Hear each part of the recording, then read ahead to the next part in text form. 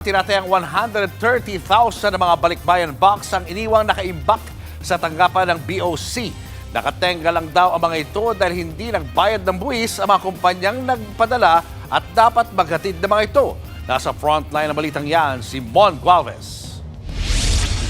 Patong-patong na balikbayan boxes ang nakita sa loob ng isang container van sa tanggapan ng Bureau of Customs sa Maynila. Isa lamang ito sa higit 100 container vans na inabandona sa tanggapan na naglalaman ng mga padala mula sa mga OFW sa Middle East. Wala pang eksaktong bilang ang customs pero posible raw umabot sa 130,000 ang kabuuang bilang ng mga balikbayan box sa loob ng mga van. Ilang buwan na raw nakatenga sa piyera mga ito matapos hindi bayaran ng mga consolidator at deconsolidator ang mga charges at buwis sa pamahalaan. Ito yung mga freight forwarding at logistics companies na dapat maghahatid ng mga padalang balikbayan box.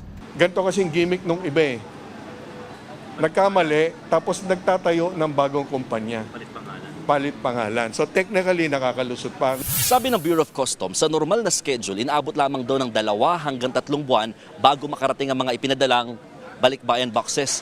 Pero dahil sa mga inabandon ng container vans, inabot na pinakamababa yung 8 buwan na naghihintay pa rin ang mga kaanak ng mga OFW sa mga inaasahang padala.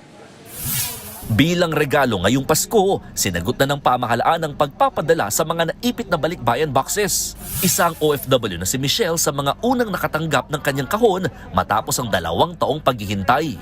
Nandito rin po lahat yung pera ko, yung pinagdaanan ko na paunti-unti bumibili po ako ng mga gamit nila, pati mga pagkain.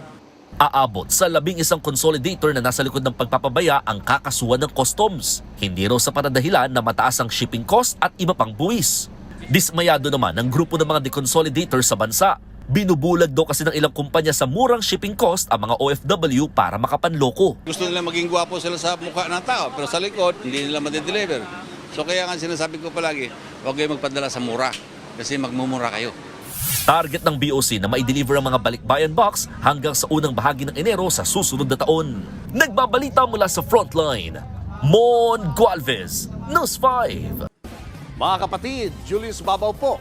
Para sa komprehensibo at makabuluhang balitaan at talakayan, mag-follow at mag-subscribe na sa social media pages ng News 5.